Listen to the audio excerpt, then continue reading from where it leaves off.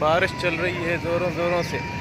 आज सुबह 5 बजे से लगातार बारिश चल रही है। इस वक्त तकरीबन शाम के 4 बज रहे हैं और हम आए हैं इस चलती हुई बारिश में एंजॉय करने जी, क्योंकि मेरा मोबाइल है वाटर प्रूफ। तो कितनी बार बताओगे कि वाटर प्रूफ है?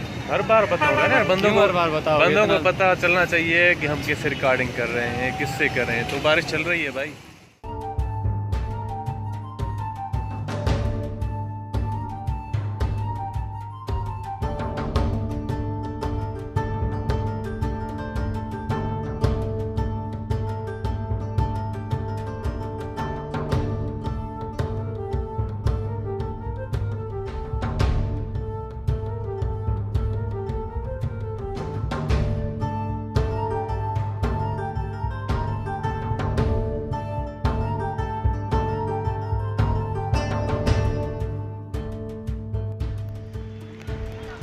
समुद्र ध्यान